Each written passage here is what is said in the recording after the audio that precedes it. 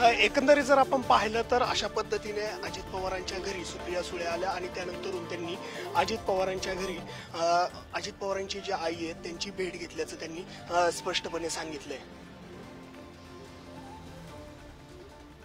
तर सुप्रिया सुळे यांनी अजित पवारांच्या घरी जाऊन भेट घेतलेली आहे। त्यानंतरची प्रतिक्रिया आपण बघतोय।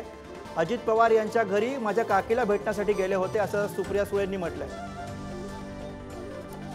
फोनवरनं रोहित पवार आपल्या सोबत आहेत। रोहितजी, सुप्रिया सुळे अजित पवारांच्या घरी पोहोचल्या, त्यानंतरची प्रतिक्रिया सुद्धा आलेली आहे। आता स्वाभाविक आहे की या भेटीनंतर चर्चा होणार आहेत। नाही, चर्चा करणारे त्याच्यामध्ये वेगळं काय, ही आपली संस्कृती आहे की मोठी एखादी वयाली व्यक्ती आली ते सुद्धा काकी सारखी, म्हणजे त्यांचं वय आणि सगळं बघतात आणि त्या आपल्या बारामतीमध्ये खूप दिवसानंतर आलेल्या आहेत।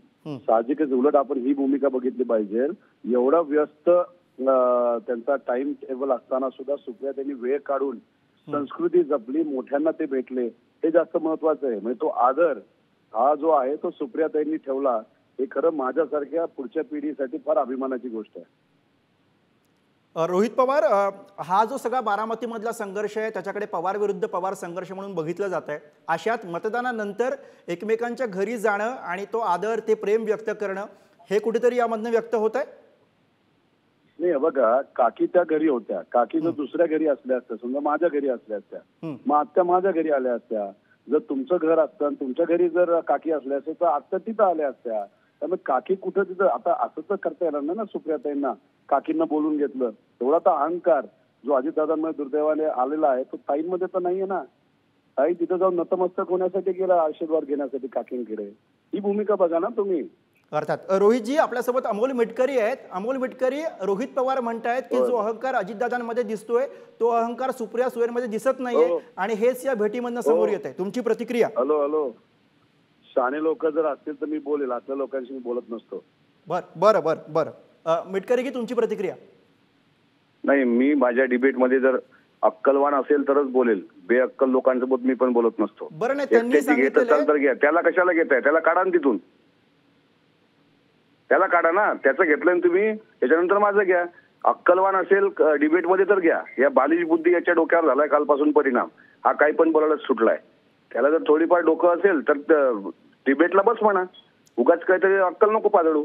आणि माझी स्वतंत्र बाईट घ्यायची असेल तर स्वतंत्र घ्या।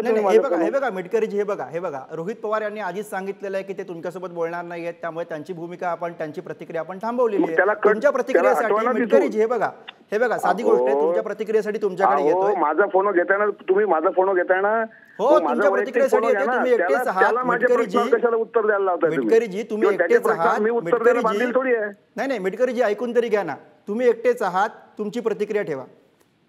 हा, मी एकच सांगतो की एक महाराष्ट्राची संस्कृती आहे, घरात सर्वात मोठ्या व्यक्ती ह्या आशाताई आहेत आणि आशाताईचं दर्शन घ्यायला जर तिथं सुनेत्रा आपल्या सुप्रियाताई गेल्या असतील तर त्यात दुमत असण्याचं काही कारण नाही। पण संस्काराच्या गप्पा करत असताना दादाला अहंकार झालाय, हे संस्कार आहेत।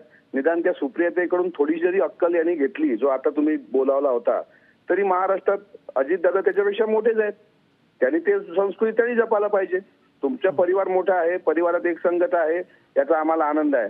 पण जाणीवपूर्वक हाच एक व्यक्ती असा आहे की त्या चांगल्या परिवारात घोळ करण्याचा प्रयत्न करतोय। ही सगळी संस्कृती जपणारा परिवार आहे। वयाने मोठा असल्यामुळे सुप्रियाताई नक्कीच गेले असतील आणि आशीर्वाद दिला असेल, दुसरं काही नाही त्याच्यामध्ये वेगळं। नाही, मग हीच संस्कृती जपण्याचा प्रयत्न आता दुसऱ्या बाजूने म्हणजे अजित पवारांकडनं सुद्धा होणार आहे का? ते सुद्धा जाणार आहेत का? यांच्याकडून होणार आहे का सांगा आम्हाला तुम्ही। अजितदादा संस्कृती जपणारी व्यक्ती आहे। अजितदादांनी कधी कोणाबद्दल अवमान केलेला नाही, कधी कोणाच्या बद्दल अपशब्द काढला नाही। संपूर्ण निवडणुकीत बघा, सुनेत्रा वहिनी एक शब्द सुद्धा कोणाच्या विरुद्ध बोलले नाहीत। त्यांची दोन्ही मुलं पार्थ पवार असतील किंवा जय पवार असतील, एक शब्द सुद्धा कोणाविरुद्ध बोलले नाहीत। ज्या पद्धतीने हा अहंकार अजितदादांना आलाय, अजितदादांनी आता गद्दारी केली, अशा पद्धतीचा हा जो वल्गना करतो ना, यांनी कुठेतरी अक्कल शिकली पाहिजे आणि नंतर जनतेला सांगावं पवार परिवार काय। आम्ही पवार परिवारापासून शिकून आमची घरं दुरुस्त करतो आहोत की घरामध्ये एकोपा असला पाहिजे, घरात सगळे सुशिक्षित लोक असली पाहिजे। पण असा एखादा मुदई जन्माला येतो एखाद्या घरात आणि अख्ख्या घराची राख रांगोळी करतो, त्यातला हा रोहित पवार आहे। यांनी स्वतः पहिल्यांदा संस्कार शिकावे आणि नंतर मग दुसऱ्यांना संस्काराच्या गप्पा सांगाव्या। नाही, हे बघा रोहित पवार या आपल्या चर्चेमध्ये नाही आहेत, त्यामुळे आपण फक्त भेटीविषयी बोलू शकतोय अमोल मिटकरी। तर याविषयी बोलत असताना तुम्ही म्हणताय त्याप्रमाणे पवारांच्या घरातली संस्कृती खरं तर सुप्रिया सुळे यांनी या भेटीच्या माध्यमातून दाखवली, मग हीच संस्कृती अजित पवारांकडनं सुद्धा दाखवली जाणार आहे का, हा यातला एक छोटासा प्रश्न.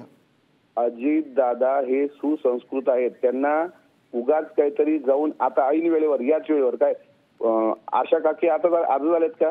आशा काकी काल रात्रीपासून मुक्कामी होत्या, काल दुपारपासून बारामतीमध्ये आहेत. मग काल जायला पाहिजे होतं. जर आशीर्वादच घ्यायचा होता तर की बाबा मी उद्या मतदानाला जातोय त्याच्या अगोदर आशीर्वाद द्या. मग आता ऐन वेळेवर जाणं, तिथं पत्रकार घेऊन जाणं. आता तुम्ही आशीर्वाद घ्यायलाच गेला आहात खरं की त्याचं सुद्धा सोयीचं राजकारण करून की बाबा आता बारामतीमध्ये पराभव स्पष्ट दिसतोय, मात्र आमचं घराणं एक आहे. हाही एक त्यातून काही मेसेज त्या सुप्रिया त्यांना द्यायचा आहे का ते मी नाही सांगू शकणार. पण एक मात्र तुम्हाला सांगू शकतो की अजितदादा सहयोग कॉलनीमध्ये राहतात. त्यांच्याकडे जर त्यांची आई आली असेल तर त्या ठिकाणी त्या भेटायला गेल्या असतील तर संस्कृतीत म्हणून त्यांना शुभेच्छा आहेत, त्यांना आशीर्वाद देतील. बरं, धन्यवाद मिटकरीजी या प्रतिक्रियेसाठी. धन्यवाद. तर बारामतीमधली घडामोड, सुप्रिया सुळे यांनी अजित पवारांच्या घरी जाऊन आशा पवार, अजित पवार यांच्या मातोश्री यांची भेट घेतलेली आहे.